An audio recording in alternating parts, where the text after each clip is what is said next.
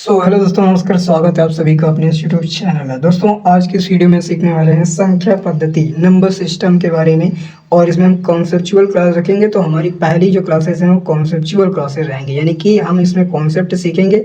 Then उसके बाद जब हम सारा कॉन्सेप्ट सीख लेंगे, उसके बाद हम क्वेश्चनों पर अटैक करेंगे एंड बहुत बेहतरीन तरीके से सीखते हैं। तो आइए सीखते हैं। तो सबसे हम बेसिक तरीके से उठाएंगे, बिल्कुल जीरो लेवल से एंड हाई लेवल तक ले जाएंगे। ठीक है, तो देखिए, सबसे पहले हमको ये सीखना पड़ेगा कि अंक क्या होते हैं। तो अंक जो हमारे 0 से लेकर के 9 तक की जो डिजिट हम लिखते हैं, यानी 0 1 2 3 4 5 6 7 8 9, तो ये हमारे अंक होते हैं। और इन्हीं अंकों को जब हम एक ऑर्डर में रख देते हैं, दैट मीन्स एक मीनिंगफुल नंबर बना देते हैं, जैसे 7 8 9 6 0 5 ऐसे करके बना देते हैं, तो वो हमारी बन जाती हैं संख्याएं। ठीक है, तो ये हमारी संख्या हो जाएंगी, जैसे 789 हो गया, 605 हो गया, या 75,843 हो गया। तो ये सारी की सारी हमारी संख्याएं हो जाती हैं। ठीक है, अब देखिए, जैसे कि कहीं कहीं पर देखते होंगे कि तुमसे बोलते हैं 2 अंक की संख्या है, 3 अंक की संख्या है, 5 अंक की संख्या है, या 4 अंक की सबसे बड़ी संख्या लिखो।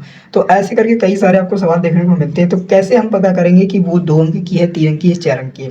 तो देखिए, अगर मान लीजिए जैसे हमने 2 अंकों की संख्या लिखी 56 और 88, या फिर 09, तो इनमें ये तो संख्या 56 और 88, ये तो 2 अंक की संख्या है। लेकिन क्या 0 और 9 ये क्या 2 अंक की संख्या है? नहीं है। क्यों? क्योंकि 0 आगे है, और 0 का कोई मतलब नहीं है अगर आगे है तो। हाँ, अगर 0 का पीछे इस्तेमाल किया जाए, जैसे अगर 9 के पीछे लिख देते तो वहाँ पर ये 2 अंक की संख्या हो जाती, लेकिन अगर आगे लिखें तो ये 2 अंक की संख्या नहीं है। ठीक है, तो अगर 3 अंक की संख्या मान लो लिखनी है, तो 0 को 2 अंक की संख्या से पहले रख करके हम उसे 3 अंक की संख्या नहीं कह सकते हैं। ठीक है, जैसे मान लीजिए कि हमने लिखा 79, और अगर मैं 0 को यहाँ ना लगा करके 0 को यहाँ पे लगा देता हूँ, तो वो हमारी बन जाती है कितनी? 2 अंक की संख्या।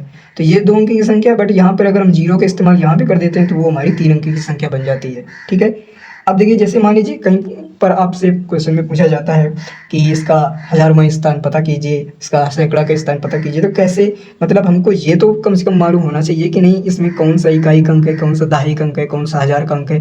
तो कैसे पता करेंगे? तो यहाँ पर जैसे मान लीजिए हमने एक उदाहरण के लिए ये नंबर लिखा है। इस नंबर में आप देखिएगा, ये जो 2 है ये हमारा इकाई का अंक है, ये जो दहाई का अंक है ये सैकड़े का यानी 100वां, और ये हजारवां। ऐसे करते करते 10,000वां, फिर ऐसे लाख करते ऐसे चला जाता है। तो ये सारी संख्याओं में हम ये पता कर सकते हैं, क्योंकि आप देखेंगे कि आपको बहुत सारे सवालों में ऐसे पूछा जाएगा कि इसका हजारवां अंक पता कीजिए। तो अगर आपको बेसिक नॉलेज नहीं है तो फिर आप क्वेश्चन कैसे ट्रैक करेंगे? ठीक है, अब आगे बढ़ते हैं, जैसे कि संख्याएं क्या संख्याएं। अब हम एक एक करके उनका मतलब निचोड़ निकालेंगे, उनको एक एक करेंगे कि कैसे हम क्या क्या पता कर सकते हैं संख्याओं में। जैसे कि सबसे पहले संख्याएं होती हैं, जो कि हमने सीख ली कि संख्याएं ऐसे ही कुछ बनती हैं। लेकिन अब संख्याओं के हम डिस्क्रिप्शन को सीखेंगे, मतलब उसमें कौन कौन सी होती हैं, क्योंकि आप भी देखते हैं कि सम संख्या विषम संख्या बोलते हैं। तो कैसे हम जानेंगे कि कौन कौन सी संख्याएं होती हैं? अब जैसे मान लीजिए कि संख्याएं तो 2 प्रकार की संख्या, एक वास्तविक और एक काल्पनिक। अच्छा, वास्तविक संख्या कौन होती है? जिनको हम एक नंबर लाइन में लिख सकते हैं। ये जो नंबर लाइन आपने कक्षा 6वीं में पढ़ी होगी कि वहाँ पर आपको नंबर लाइन से मतलब नंबर लाइन में संख्याओं को डिनोट करने के लिए कहा जाता है। तो ये एक मान लीजिए कि नंबर लाइन है, इसमें हम अगर संख्याओं को लिख पा रहे हैं, जैसे -4 है, -5 है, -6 है, 1 2 3 इस प्रकार से कुछ भी है, तो ये हमारी वास्तविक संख्याएं हो जाएंगी। ऐसे लिख सकते हो कि 3 -5।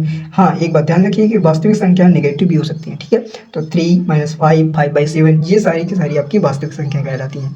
वहीं पर दूसरे नंबर पर बात करें काल्पनिक संख्याओं की, तो काल्पनिक संख्या जिनको हम नंबर लाइन पे नहीं लिख सकते, मतलब जिनको हम संख्या रेखा पर नहीं लिख सकते हैं। जैसे मान लीजिए कि अगर मैं कहूँ आपसे कि √-5, इसको क्या आप नंबर लाइन पे लिख सकते हैं? कैसे पता करेंगे? क्योंकि -5 को तो लिखा जा सकता है, लेकिन अंडर रूट के अंदर फिर -5, तो इसको कैसे लिख सकते हो? तो आपने कक्षा 9वीं में पढ़ा होगा कि जब भी ऐसी कोई संख्या आती थी तो हम उसको कैसे लिखते थे? अंडर रूट, जैसे 5 लिख दिया, और इस ये जो है गुणा, इसमें -1 है, और इस -1 का मान होता था कितना? Iota square. ठीक, तो यहाँ पर अगर मैं इस नंबर को लिखूँ तो ये हो जाएगा 5 × आयोटा स्क्वायर, जो कि मेरा बाहर निकल के आ जाता है क्या? दैट मीन्स कि ये कितना निकल के आ जाएगा? √5 का तो फिर निकाल नहीं पाओगे। हालांकि √5 का कुछ पॉइंट में निकल के जरूर आ सकता है, तो इसको अगर पॉइंट में डिनोट करें तो हम कैसे सीखें? जैसे कि मान लीजिए हमको इसी को, अब मान लीजिए एक कॉन्सेप्ट और सीख लीजिए कि जैसे मुझे 5 का पता करना है कि कितना होगा। ठीक है, तो यहाँ पे लिखेंगे हम 5। ठीक, और इसके नज़दीक में कौन सा है जिसका हम पूर्ण वर्ग कह सकें? तो 4। ठीक, और इस 2, यहाँ पे 2 रहेगा, फिर मल्टीप्लाई इसका मतलब रूट वैल्यू कितना होता है? 2। तो ये कितना हो जाएगा? 9, और ये कितना हो जाएगा? 2 2 4, तो ये हो गया 9/4, क्या इसको हम ऐसे कह सकते हैं 4 दूना 8 दशमलव 1 बचेगा, फिर 0 बढ़ा लेंगे 4 दूना 8 और 4 पंचे 20, तो यानी इसका मान निकल के आ जाएगा कितना 2.25 और आयोटा स्क्वायर का आयोटा। तो ऐसे करके एक नंबर हमारा बन जाता है, लेकिन ये एक काल्पनिक संख्या है। क्यों? क्योंकि आयोटा हम इसको डिनोट करते हैं किससे, आई से, ठीक है। तो आई से यानी कि काल्पनिक इमेजिनरी नंबर, ठीक है। और यहाँ पर इसका स्टैंडर्ड फॉर्म होता है a प्लस आयोटा बी। हालांकि आप कंपटीशन की तैयारी में देखेंगे कि आपका इसका ये वाला जो पार्ट है इसका कहीं पर भी रोल नहीं है, हालांकि आपको जानकारी होनी चाहिए कि ये एक काल्पनिक नंबर होता है, ठीक है। आगे बढ़ते हैं थोड़ा। तो आगे जब हम बढ़ते हैं तो यहाँ पर हम आगे सीखते हैं कि वास्तविक संख्याएं जो होती हैं ये हमारी दो प्रकार की होती हैं, एक परिमेय संख्या और एक अपरिमेय संख्या। जो परिमेय संख्या होती है जिसको हम p/q यानी एक तरीके से कह सकते हो कि भिन्न की फॉर्म में लिख सकते हैं, ठीक है। अब इस परिमेय संख्या में भी ये आपको सीखना होगा कि परिमेय संख्या भी नेगेटिव पॉजिटिव हो सकती हैं, ठीक है। जैसे 17/12, 5/8, -3/4, या फिर पॉइंट में कुछ भी, जैसे पॉइंट का 652, ये कोई एक लिख लिया हमने दशमलव में सोई संख्या 22/7। हाँ, ये बात ये ध्यान रखिएगा कि जैसे यहाँ पे पाई की वैल्यू 3.14 ऐसे करके कुछ दी गई है और ये 22/7 है। आपने कहीं पर भी देखा होगा कि 22/7 और पाई, इसकी पाई की वैल्यू होती है 22/7, लेकिन क्या एग्जैक्ट वैल्यू होती है पाई की 22/7? नहीं, हम एक एज्यूम कर लेते हैं कि नहीं ये एक 22/7 एक है। तो ये हालांकि क्या है, एक परिमेय संख्या है, बट पाई एक की क्या है, अपरिमेय संख्या है। तो यानी जिनको p/q के फॉर्म में लिख पा रहे हैं वो है हमारी परिमेय संख्या है, और जिनको हम p/q की फॉर्म में नहीं लिख पा रहे हैं वो हमारी अपरिमेय संख्या है।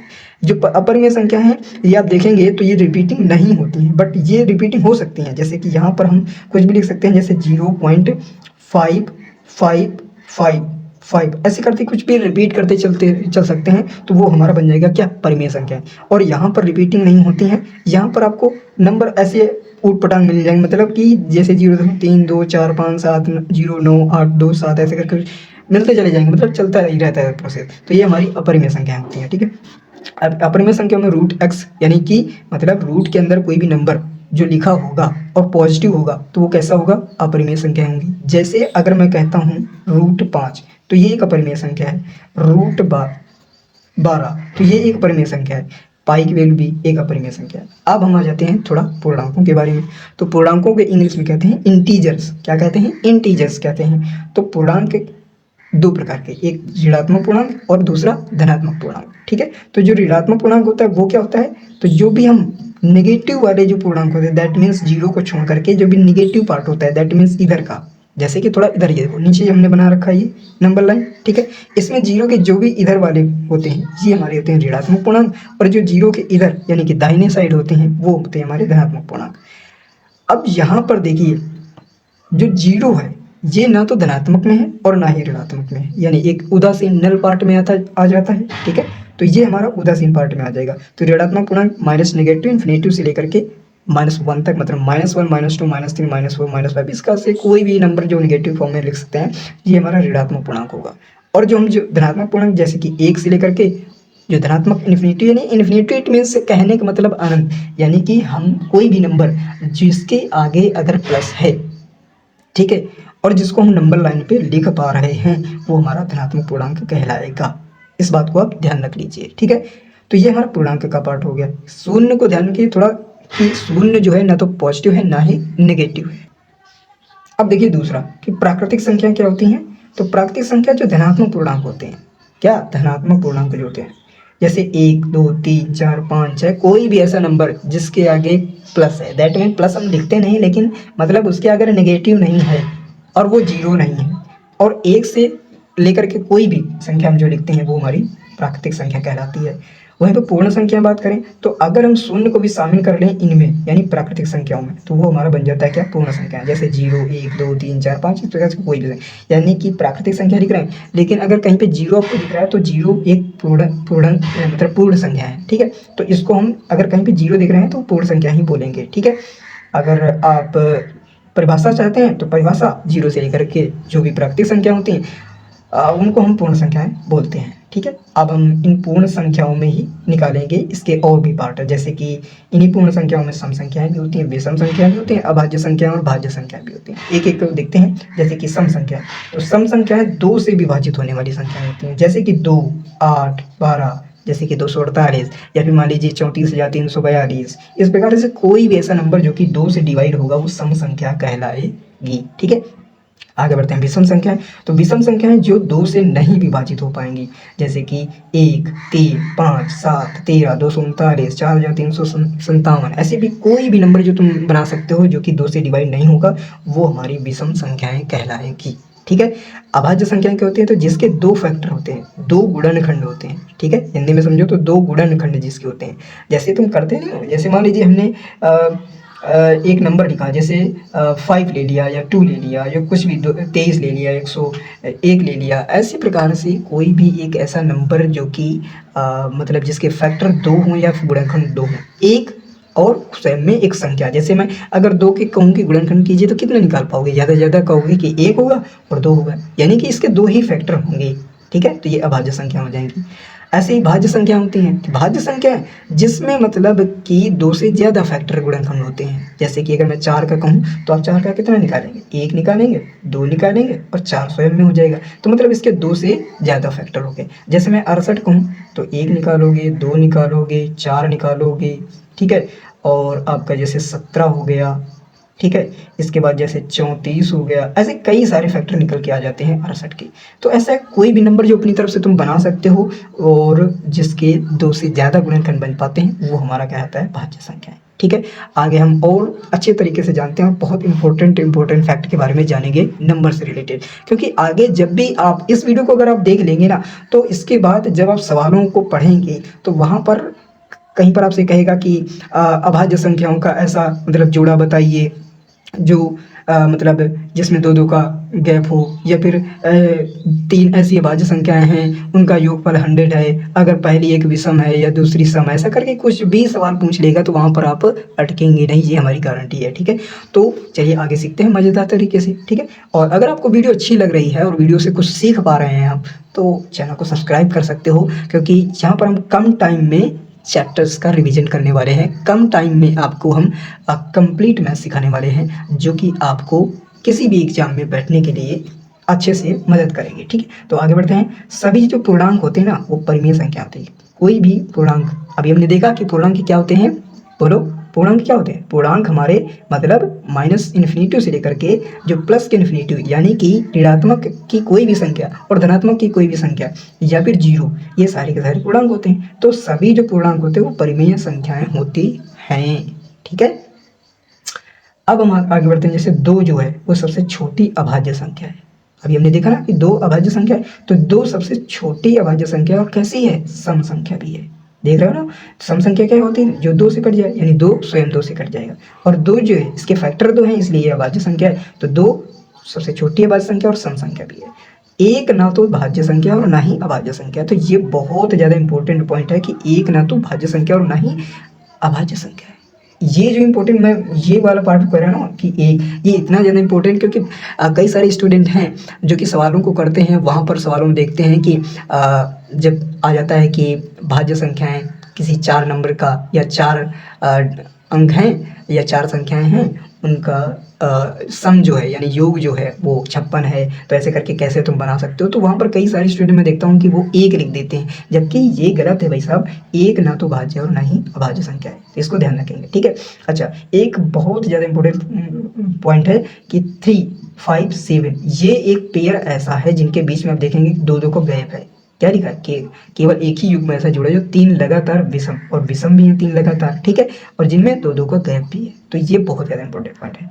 सबसे छोटा समभाज्य संख्या की बात करूँ तो 4 है। अब देखो, हमने कहा कि भाज्य, तो भाज्य का कैसे निकालोगे, अभी हमने बताया, क्योंकि भाज्य कौन सी संख्या है जिसके 2 से ज़्यादा फैक्टर। अभी हमने बताया कि 4 का कैसे, 1, 2, 4, तो ये हमारा क्या हो जाएगी, भाज्य संख्या हो जाएगी 4, सबसे छोटी। ठीक है, और सम भी है। ऐसे ही 9 जो है वो सबसे छोटी विषम भाज्य संख्या है। 9 के फैक्टर करना चाहो तो 1, 3 और क्या हो जाएगा, 9 हो जाएगा। तो ये एक प्रकार से सबसे छोटी विषम भाज्य संख्या है। ठीक है, आगे बढ़ते हैं। अगर किसी संख्या के सभी गुणनखंडों का योग संख्या के बराबर हो जाए तो वह पूर्ण संख्या होती है। बहुत बहुत ज़्यादा इंपॉर्टेंट है, क्योंकि सवालों में आप देखेंगे, किसी भी कॉम्पिटिटिव एग्जाम में बैठेंगे तो वहाँ पर आपको कभी कभी क्वेश्चन ऐसा आ जाता है कि पूर्ण संख्या कौन सी है, ठीक है, तो ऐसे निकालेंगे। कैसे निकालेंगे? तो अगर हम किसी संख्या के सभी गुणनखंडों का योग कर दें और वो संख्या के बराबर हो जाए, या फिर इसी का एक दूसरा परिभाषा कि अगर हम किसी संख्या के गुणनखंडों को जोड़ दें तो संख्या के दोगुने के बराबर हो जाए। ध्यान से सुनिए, संख्या के दोगुने के बराबर हो जाए। पहला पार्ट कि अगर उसके गुणनखंडों का योग उस संख्या के बराबर हो जाए, या फिर उस संख्या को भी अगर हम जोड़ दें और संख्या के दोगुने हो जाए तो वो हमारी पूर्ण संख्या कहलाती है। जैसे अगर मैं 6 के फैक्टर करता हूँ तो 1 2 3, और अगर मैं इसको जोड़ता हूँ तो देखिए यहाँ पर कितना आ जाए, 6 आ गया। ऐसे ही 28 के करता हूँ तो 1 2 4 7 14 और फिर 28, और अगर मैं यहाँ तक इनको जोड़ता हूँ तो हमारा 28 आता है। और अगर इस संख्या को भी इसमें जोड़ दें तो 56 हो जाएगा, यानी 28 दूना 56। ठीक है, तो ये हमारी हो जाएगी क्या, पूर्ण संख्या हो जाएगी। ठीक है, इसके बाद आगे बढ़ते हैं कि इंपॉर्टेंट, बहुत ज़्यादा इंपॉर्टेंट कॉन्सेप्ट है। सवालों को अगर जल्दी ट्रैक करना है तो ये 4 जो 5 पॉइंट हैं बहुत ज़्यादा इंपॉर्टेंट है। मतलब इनको अगर आप रट लेते हैं, या रटना नहीं है, मैथ्स में कुछ भी रटना नहीं होता है। जब भी आप पढ़ते हैं, सवालों को ट्रैक करते हैं, सवालों को लगाते हैं, तो सॉल्व करते करते इतना मतलब जानकारी हो जाती है कि अब फिर वो चीज़ें बिल्कुल जहन में बिल्कुल बस जाती हैं। जैसे कि अगर मैं विषम का गुणा अगर किसी विषम संख्या के साथ करता हूँ तो मुझे क्या मिलेगा, विषम मिलेगा। देखो जैसे 5 का गुणा अगर मैं 7 का करूँ तो 7 गुना 35, यानी कि 35 क्या है, एक विषम संख्या है। ठीक है, तो ऐसे। अब दूसरा देखो, जैसे विषम में अगर मैं सम का गुणा करा देता हूँ तो हमको सम मिल जाता है। जैसे 5 का गुणा अगर मैं 2 में करा दूँ तो 10 मिल जाता है, और 10 कैसी है, सम संख्या है।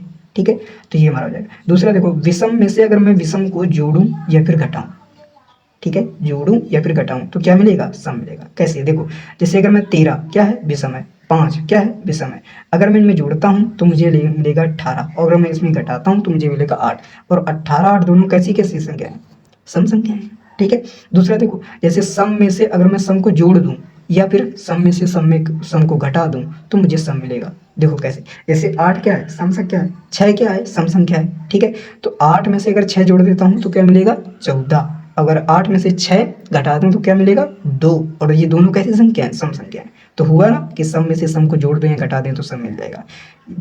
तीसरा देखो, जैसे सम में से अगर मैं विषम को घटा दूं, ठीक है, सम में से विषम को घटा दूं, या फिर इसका उल्टा भी कि विषम में भी सम को जोड़ दूं या घटा दूं तो मुझे विषम मिलेगा। कोई मैटर नहीं करती बात की, मतलब इसका उल्टा करो या सीधा करो, कुछ भी करोगे विषम मिलेगा।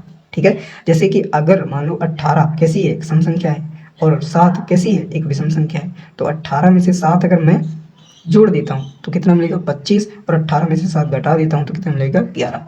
और ये 11 और 25 दोनों कैसी हैं, विषम संख्या है। तो हुई ना ऐसी बात।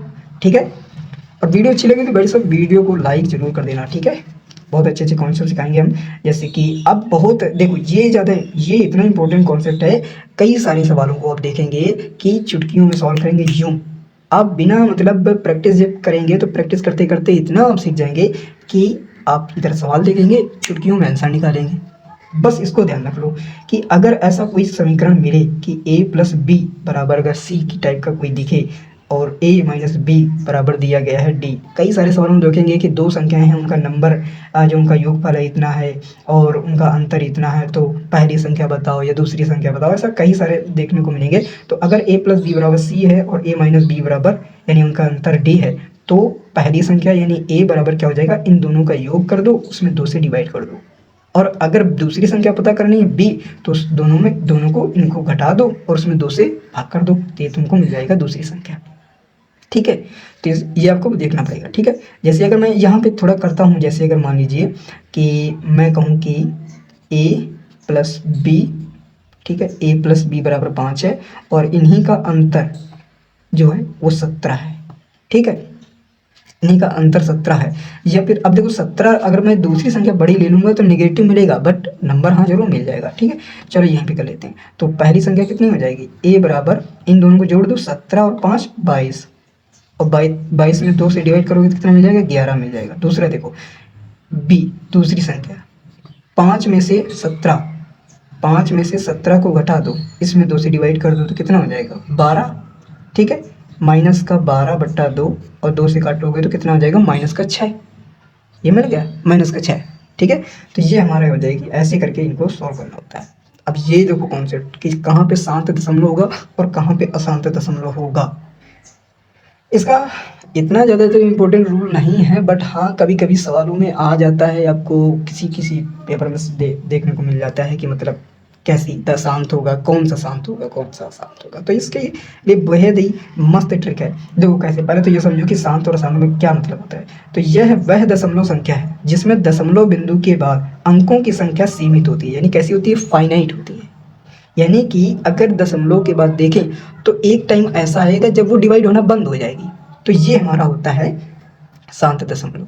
ठीक है, तो यह वह दशमलव संख्या है जिसमें दशमलव बिंदु के बाद अंकों की संख्या सीमित फाइनाइट होती है, उसे शांत दशमलव कहते हैं। जैसे 0.5, 0.375, ये इस प्रकार से इनको P/Q की फॉर्म में लिख सकते हो, यानी परिमेय संख्या के रूप में लिख सकते हो। तो ये ध्यान रखेंगे। अब मैं ट्रिक की बात करता हूँ कि ट्रिक कैसे है। तो अगर कोई नंबर है और उसमें हम डिवाइड कर रहे हैं किससे, 2 या फिर 5 का कोई फैक्टर वाला नंबर है, 2 या फिर 5 का कोई फैक्टर वाला नंबर है, तो हमको कैसे मिलेगा, शांत दशमलव प्राप्त होगा। ठीक है, कैसा प्राप्त होगा, शांत दशमलव। देखो जैसे हमने मान लीजिए हमने ले लिया 17 और बट्टा हमने ले लिया कितना, 17/8 जैसे हमने ले लिया। अब 8 कैसा है, 2 का मतलब 8 में 2 का गुणनखंड होता है। ठीक है, यानी कि 1 2 इसका फैक्टर भी है 8 का। ठीक है, तो इसको अगर मैं सॉल्व करूं तो देखोगे जैसे 8 दूना 16, कितना बचेगा, 1 बच जाएगा।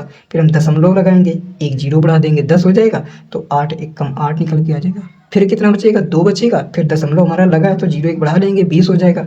8 दूना 16 हो जाएगा। फिर कितना बचेगा, 20 में से 16 गया तो 4 बचेगा। दशमलव लगा है तो हम जीरो बढ़ा लेंगे, कितना हो जाएगा, 40। और 8 पंचे कितना होता है, 40, यानी पूरा पूरा कट गया। तो यानी एक दशमलव के बाद एक टाइम ऐसा है कि जब इसके आगे डिवाइड होना बंद हो जाएगा, इसी को बोलते हैं हम शांत दशमलव। तो यानी कि अगर कोई नंबर है उसके नीचे कोई ऐसा फैक्टर वाला नंबर है जो कि 2 और 5 जिसमें आता है, तो वो कैसा होगा, शांत दशमलव होगा। तो ये हमारी आज की पहली वीडियो रही जिसमें हमने कॉन्सेप्ट को बेहद ही अच्छी तरीके से और कम टाइम में सीखा। इतने ही कॉन्सेप्ट को टीचर्स जो हैं वो 1-1 1.5 घंटे में पढ़ाते हैं। और इसी कॉन्सेप्ट को हमने सिर्फ कॉन्सेप्ट उठा करके, और कई सारे तो ऐसे टीचर्स भी मैंने देखे हैं कि 3-3 लेक्चर्स ले लेते हैं सिर्फ इतनी बातों को बताने के लिए। हालांकि वे लोग सवाल भी करते हैं, लेकिन हम सवाल नहीं, अभी सिर्फ कॉन्सेप्ट सीखेंगे। और जब हमारा कॉन्सेप्ट मजबूत हो जाएगा तो हम सवालों को ट्रैक करेंगे, धुआंधार तरीके से सवालों को चुटकियों में उड़ाना सीखेंगे। ठीक है, तो आई होप कि वीडियो आपको बहुत अच्छी लगी होगी और आपने वीडियो में कुछ सीखा है, तो कमेंट में ज़रूर बताएं। और वीडियो अच्छी लगी हो तो वीडियो को लाइक करें। और अगर हमसे आप जुड़ करके पढ़ना चाहते हैं मैथमेटिक्स को, और आरआरबी एनटीपीसी या रेलवे का जो अंडर ग्रेजुएट ग्रुप डी वगैरह हो गया, आरपीएफ वगैरह हो गया, कोई भी एग्जाम जो भी आगामी आने वाली परीक्षाएं हैं उनमें आप ट्रैक करना चाहते हैं, मैथ में फुल आउट ऑफ फुल भी स्कोर करना चाहते हैं, तो पढ़ सकते हैं हमारे साथ मैथमेटिक्स को। मिलेंगे नेक्स्ट वीडियो में, तब तक के लिए आप जहाँ भी रहें खुश रहें।